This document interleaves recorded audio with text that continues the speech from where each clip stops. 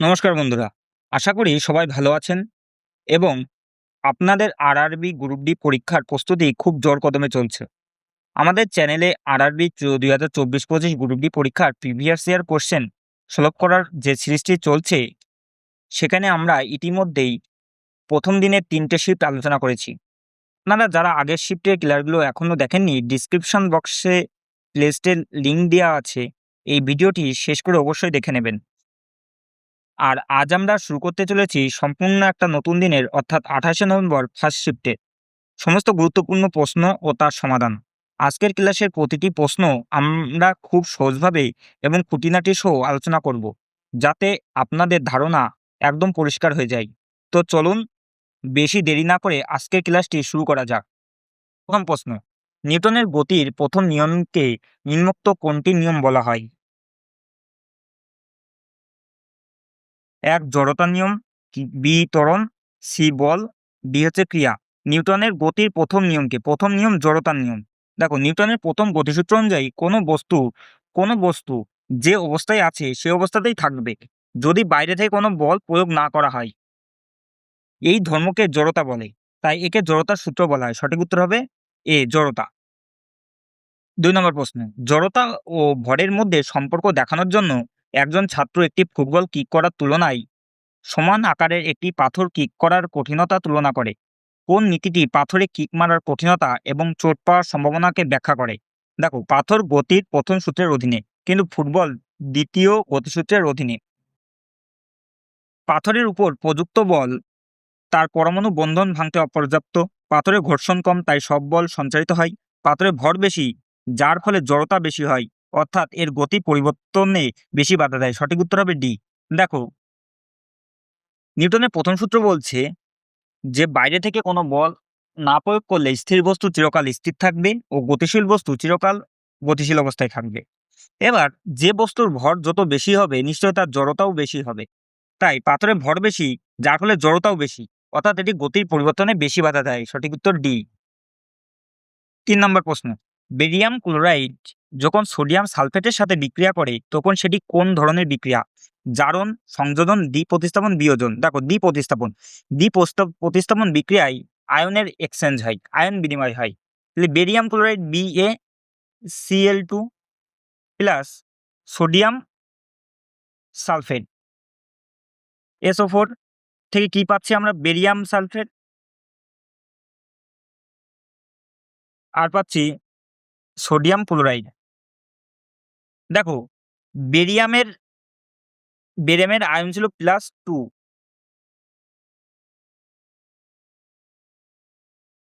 Barium chloride, বেরিয়ামের ion ছিল +2। এপাশে যখন চলে গিয়েছে বেরিলিয়ামের আয়ন, তাহলে কত দান করেছে সালফেটকে? 2+। তাহলে এখানকার আয়ন চলে গেল সালফেটের সাথে, এই বেরিয়াম ক্লোরাইডের সাথে চলে গেল বেরিয়াম সালফেট।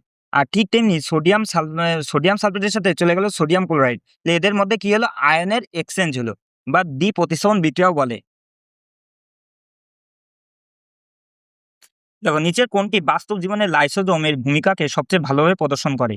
এ, ব্যথার সংকেত পাঠানো স্নায়ুকোষ, বি, ক্ষতিকারক জীবাণু গিলে ফেলা ও ধ্বংস করা শ্বেতরক্তকণিকা, সি, পেশিতে অক্সিজেন বহনকারী লোহিত রক্তকণিকা, ডি, সালেক সংশ্লেষকারী সবুজ পাতা।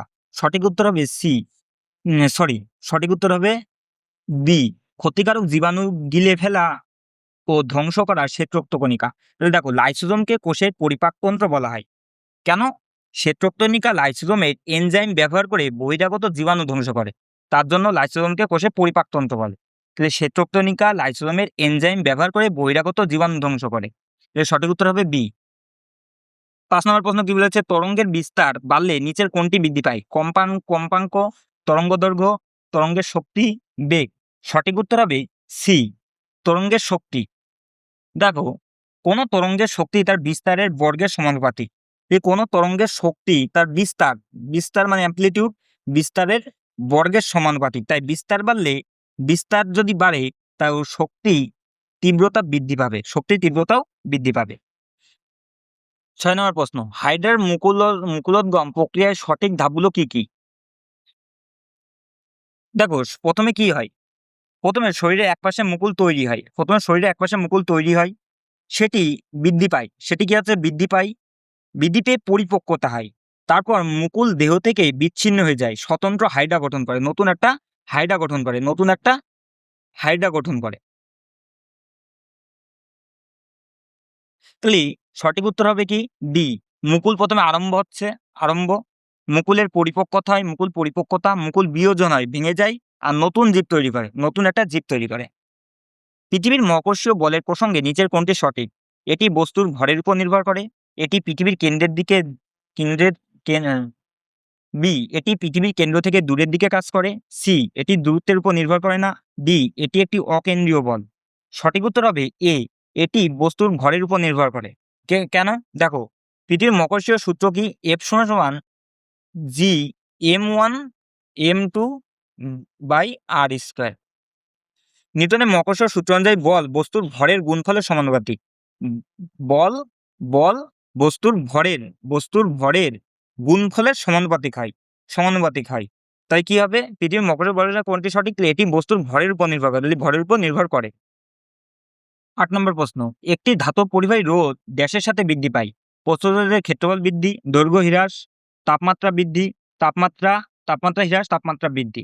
দেখো, ধাতব পরিবাহী তাপমাত্রা বাড়লে পরমাণুগুলোর কম্পাঙ্ক বেড়ে যায়, যা ইলেকট্রনের প্রবাহ বাধার সৃষ্টি করে, ফলে রোধ বেড়ে যায়। তাহলে তাপমাত্রা বাড়লে পরিবাহীর রোধ বৃদ্ধি পাবে। তাপমাত্রার সাথেই বৃদ্ধি পাবে, তাপমাত্রা বাড়লে পরিবাহীর রোধও বৃদ্ধি পাবে। কেন? কারণ ধাতব পরিবাহী তাপমাত্রা বাড়লে পরমাণুগুলির কম্পন বেড়ে যায়, তাই ইলেকট্রন প্রবাহে বাধার সৃষ্টি করে, ফলে রোধ বেড়ে যায়। ৯ নম্বর প্রশ্ন, নিচের কোন বিবৃতিটি সঠিক? সোজা পরিবাহী তারের চারপাশে চুম্বক ক্ষেত্র রেখাগুলি সমকেন্দ্রীয় বৃত্ত তৈরি করে। সোজা পরিবাহী তারের চারিপাশে, মনে করে এইদিকে বা কারেন্ট প্রবাহিত হচ্ছে, সোজা পরিবাহী তারের চারপাশে চুম্বক ক্ষেত্র রেখাগুলি সমকেন্দ্রিক বৃত্ত তৈরি করে। হ্যাঁ, সমকেন্দ্রিক বৃত্ত তৈরি করে। আর আমরা এটা প্রমাণ করি কি করে? রাইট হ্যান্ড থাম্ব রুল দিয়ে। এই ক্ষেত্রে দক্ষিণহস্ত বৃদ্ধাঙ্গুল নিয়ম দিক নির্ণয় করা যায়। হ্যাঁ, এটাও সঠিক, দক্ষিণহস্ত বৃদ্ধাঙ্গুল নিয়ম। তাহলে ক্ষেত্রের দিক কি করে টের পাবো আমরা? দক্ষিণহস্ত বৃদ্ধাঙ্গুল নিয়ম দিয়ে। সঠিক উত্তর হবে ২। সঠিক উত্তর হবে ১ আর ২ দুটোই সঠিক। তাহলে কোনটা? সি, ১ এবং ২ উভয়ই সঠিক। ১০ নম্বর প্রশ্ন, দেওয়া রাসায়নিক বিক্রিয়াটি লক্ষ্য করুন। কি বলছে? হাইড্রোজেন সালফাইড ও আয়োডাইডের বিক্রিয়ায় তৈরি হয় হাইড্রোজেন আয়োডাইড প্লাস সালফার। নিচে কোনটি সঠিক? হাইড্রোজেন সালফাইড জারিত হয়ে সালফার তৈরি করে, আয়োডিন বিজারিত হাইড্রোজেন সালফাইড তৈরি করে। আমরা কি জানি? হাইড্রোজেন যখন সরে যায় তখন তাকে আমরা কি বলবো? জারণ হয়েছে। আর হাইড্রোজেন যখন যুক্ত হয় তখন আমরা বলবো বিজারণ হয়েছে। তাহলে দেখো, H2H ছিল, হয়ে গেল HI, হাইড্রোজেন আয়োডাইড। তাহলে কি হচ্ছে আমার এখানে? H2H থেকে হাইড্রোজেন বেরিয়ে যাওয়ায় মানে এখানে কি হলো? জারণ হলো। আর I2 মানে আয়োডাইড এর সাথে হাইড্রোজেন যুক্ত হয়েছে, আয়োডাইডের সাথে হাইড্রোজেন যুক্ত হওয়ায় মানে বিজারণ হলো। তাহলে হাইড্রোজেন সালফাইড জারিত হয়ে সালফার তৈরি করে। হ্যাঁ, হাইড্রোজেন সালফাইড জারিত হয়ে হাইড্রোজেন তৈরি করে। ঠিক আছে, হাইড্রোজেন সালফাইড জারিত হয়ে হাইড্রোজেন তৈরি করে, এটা ঠিক আছে। তারপরে কি বলছে? আয়োডিন বিজারিত হয়ে হাইড্রোজেন আয়োডাইড তৈরি করে। তাহলে আয়োডিন বিজারিত হয়েছে বলে হাইড্রোজেন যুক্ত হয়েছে, আয়োডিন বিজারিত হয়ে হাইড্রোজেন আয়োডাইড তৈরি করে। এর সঠিক উত্তর হবে ১ ও ২ উভয়ই সঠিক। ১১ নম্বর প্রশ্ন কি বলেছে দেখি। একটি হাউজিং সোসাইটি বর্জ্য পৃথকীকরণ শুরু করেছে। রান্নার বর্জ্যের জন্য সবুজ বিন ও প্লাস্টিক, ধাতুর জন্য নীল বিন। তাহলে রান্নার বর্জ্যের জন্য সবুজ বিন এবং প্লাস্টিক ধাতুর জন্য নীল বিন, প্লাস্টিক বা ধাতুর জন্য নীল বিন। এর মূল সুবিধা কি? দেখো, দুর্গন্ধ কম, সংগ্রহ দ্রুত হয়, বর্জ্যের পরিমাণ বাড়ে, এটি জৈব ভঙ্গুর এবং জৈব অভঙ্গুর বর্জ্য পদার্থ পৃথক করতে সাহায্য করে। রাদারফোর্ডের আলফা কণা বিচ্ছুরণ পরীক্ষার মাধ্যমে নিচের কোনটি আবিষ্কৃত হয়েছিল? দেখো, রাদারফোর্ড হাজার অ্যাটম স্পোর নিয়ে সোনার পাত নিয়ে একটি পরীক্ষা করেছিল।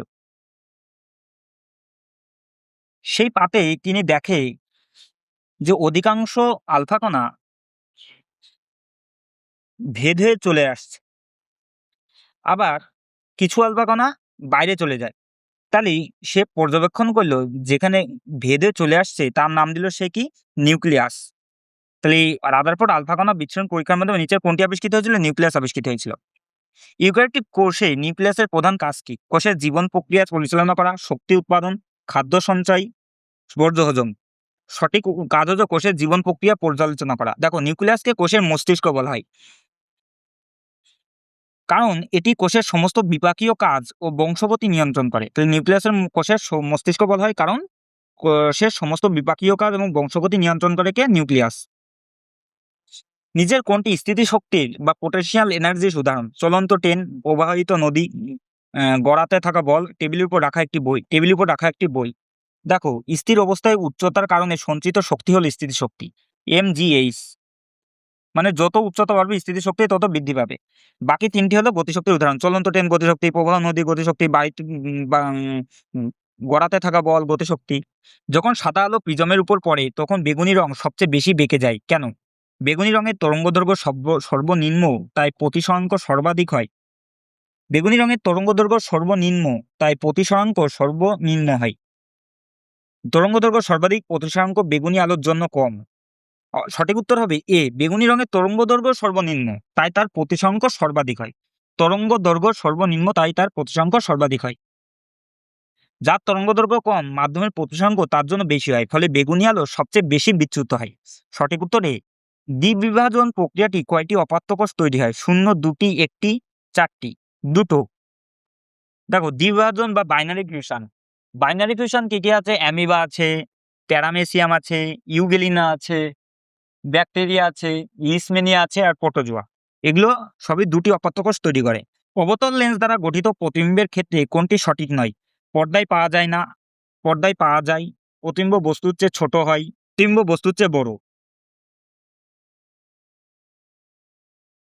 দেখো, অবতল লেন্স সর্বদা অসৎ হবে এবং পর্দায় ফেলা যায় না। অবতল লেন্স পর্দায় ফেলা যায় না। এই পর্দায় পাওয়া যায় না, পর্দায় পাওয়া যায়, তাহলে এটা ভুল হচ্ছে, এটা ঠিক। প্রতিবিম্ব বস্তুর চেয়ে ছোট, প্রতিবিম্ব বস্তুর চেয়ে ছোট। দেখো, প্রতিবিম্ব সবসময় বস্তুর চেয়ে ছোট হয় না। অবতল লেন্সে প্রতিবিম্ব বস্তুর চেয়ে সবসময় বড় হবে। প্রতিবিম্ব বস্তুর চেয়ে সবসময় বড় হবে, তাহলে এটাও ভুল। প্রতিবিম্ব বস্তুর চেয়ে বড়, হ্যাঁ এটা ঠিক। তাহলে সঠিক উত্তর হবে 1, আড়াইটি। উদ্ভিদের কোষে স্ফীত বা সংকোচন যার ফলে আকার পরিবর্তন হয়, তা সরাসরি কিসের কারণে ঘটে? উদ্ভিদের কোষে স্ফীত সংকোচন যার ফলে আকার পরিবর্তন হয়, তা সরাসরি কিসের কারণে ঘটে? নতুন প্রোটিন তৈরি, কোষের অভ্যন্তরীণ জলের পরিমাণের পরিবর্তন, সেলুলোজের দ্রুত ভেঙে যাওয়া, কোষ প্রাচীরের কঠোরতা। তাহলে কোষের জলের পরিমাণের পরিবর্তন, তাহলে কোষের অভ্যন্তরে জলের পরিমাণের পরিবর্তন। দেখো, বহিঃপরিবেশের মাধ্যমে জলের ঘনত্ব কোষীয় মাধ্যম অপেক্ষা বেশি হলে বহিঃপরিবেশের মাধ্যমে জলের ঘনত্ব বহিঃপরিবেশের মাধ্যমে জলের ঘনত্ব কোষীয় মাধ্যম অপেক্ষা বেশি হলে, যদি কোষীয় মাধ্যম অপেক্ষা বেশি হয় আর অন্তঃপরিবেশে মানে ভিতরে যদি কম হয়, তাহলে এই দ্রবণকে আমরা বলবো লঘু স্মারক। কি বলবো? লঘু স্মারক বা হাইপোটনিক।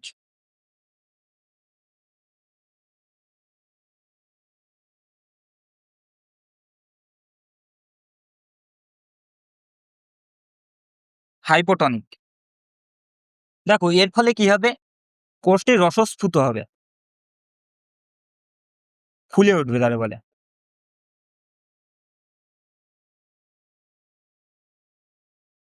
এবার দেখো, বহিঃপরিবেশে জলের ঘনত্ব যদি কম হয় আর ভিতরে যদি বেশি হয়, তখন কোষটি কুঞ্চন ঘটবে। কোষটির কুঞ্চন ঘটবে, কুঞ্চন ঘটবে মানে কুঁচকে যাবে।